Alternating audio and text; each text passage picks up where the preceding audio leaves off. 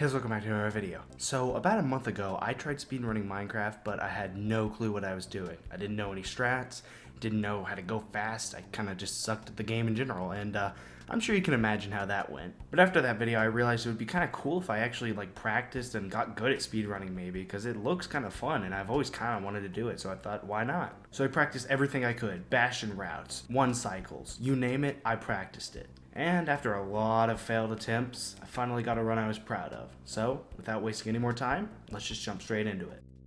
Right as I loaded into the world, I noticed a village, which was good because I was mainly trying to go for villages just because they're easier to route and they're safer because I can get a lot of food from them. So the beginning of the run wasn't anything crazy. I just grabbed some tools, killed the iron golem, got some food, and traded for a bucket, and I was out of there in about 4 minutes. Not the fastest I'd ever done it, but not the worst either, so I decided to just keep playing.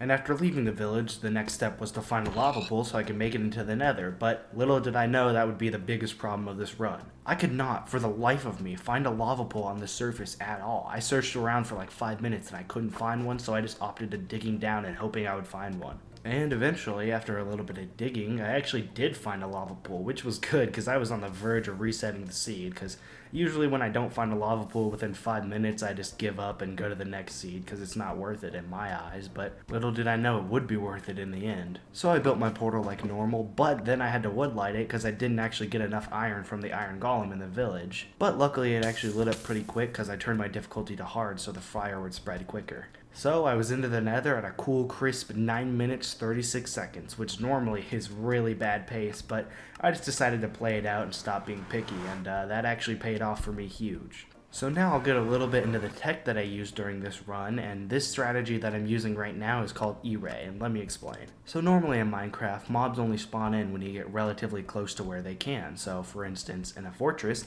the blazes and the wither skeletons can only spawn in once you get relatively close to the fortress. But that isn't the case for bastions, because they actually have specific places where mobs like piglins will spawn in every single time in the bastion. So it loads the mobs in right when the bastion spawns in. So speedrunners found a way to not only know that bastion has spawned in your render distance, but a way to find it too. To figure out that a bastion has spawned in, you need to look at the E counter right here, specifically the number to the right. If that number jumps up 20 or 30 instantly, that means a bastion has probably spawned in. And to find a bastion, you can lower your FOV down to 30 and look around until you see the number on the left spike up. If you get between 30 to 50 entities right here, there's probably a bastion in that direction. So just look at the entity counter here. It spikes up about 20 right here, but I go and change my render distance, and when I come back, it goes to almost 180, so there's almost definitely a bastion, and it's probably close by. So I turn down my FOV and look around, and I find 2 spikes that go over 70, so I know I have at least 2 bastions within my render distance. So I decided to go to the second spike that I found for 2 reasons. 1, the number was slightly bigger, so that might mean it was closer, and 2, the terrain just looked easier anyway, so it didn't really matter. I also decided to dig up some gold so I could have a helmet or boots going into the bastion so I wouldn't have to worry about piglins aggroing me, and yup, your eyes aren't tricking you, that's the fortress in the distance. And this is when I realized that this run had the potential to be super good. Even though the overworld was pretty bad, mostly because of looking for a lava pool, the fortress is right there, and the bastion's probably pretty close, so this has really good potential. And when I said really close, I meant it, because the bastion was right around this corner, right next to the fortress. And I'll be honest when I say that I started getting a little nervous here, because I had had good nethers before where the fortress and the bastion were really close, and I'd screwed it up by either falling in lava or dying to piglins or just being stupid, and I didn't want to screw it up here, so I was going to take it as slow and safe as possible. The bastion I got was stables, which wasn't ideal, but it was fine because it was a good gap, so I got my trades done in 2 or 3 minutes and then I was out. But there was a problem. I only got 6 obsidian from the piglins, which is bad because, for those of you who don't know, you actually build another portal in the nether to get closer to the first stronghold ring. But then I realized I didn't have to travel far for this bastion, and the fortress is right next to it too, so I can just go back in the same portal. It won't be as quick, but it'll work, so I just decided to keep going.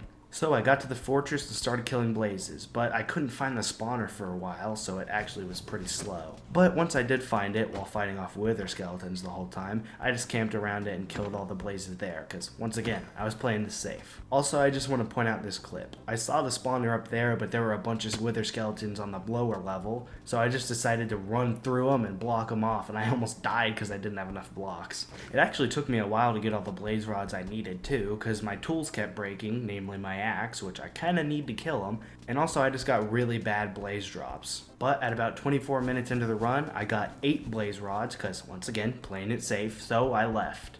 And it actually took me a while to find my way back to the portal, because I guess I forgot how far I traveled in the fortress, but I eventually found it and went back to the overworld. After digging back up to the surface, because remember, my portal was underground, I threw a couple of eyes to see if I could kinda triangulate, but it didn't end up working because I'm not nearly good enough at that, so I just kinda ran in the direction of one of them and called it good enough. The stronghold was pretty far away, but you do have to remember, I didn't even start in the first ring like you normally would if you got enough obsidian, because I only went back through the first portal I made, which was not in the first ring at all. But I just kept running and throwing pearls, and I also stopped for food about halfway through the journey just because I was getting kind of worried. You might think it's dumb, but 2 things. 1, once again, playing it safe, and 2, the stronghold had a tendency to drain my food, and I knew bread wasn't the best food out there, so better safe than sorry. And after I passed through another village I found on the way, I threw another eye and it went the opposite direction, so I knew I was close and I had actually passed it. But as you could also see, there were a bunch of mobs, so once I got back into the village, I went on a roof and slept, because I ain't about to risk it. And I actually got pretty lucky, because once I ran a little bit past the village, I threw another eye and it was right next to the chunk it was in. And so, I began to dig down into the stronghold. My heart was beating really fast at this point.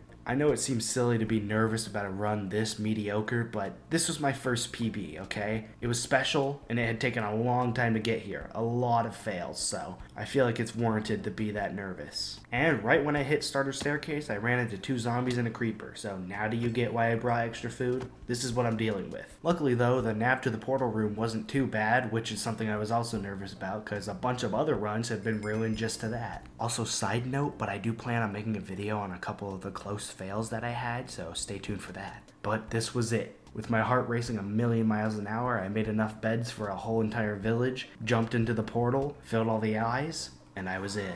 I actually screwed up the pearl I threw here, which was really scary for a second, but luckily I landed on the ledge, so it was all good. Also, if you're wondering why I did craft so many beds, it's because another run had lost to only having 4 beds because I didn't get nearly enough string from the bastion, and for some reason, I spawned in a village, but I didn't pick up the beds there, so I stopped doing that mistake after that run. And yes, I did mess up the obsidian placement, but that's just more proof that my nerves were off the charts. And this was actually a really fast perch. It only took like 30 seconds after I placed the obsidian. Once I saw it do its little flick, I threw a pearl and it kinda missed, but that's okay. I got there in the end, and I'll let you enjoy the 1 cycle.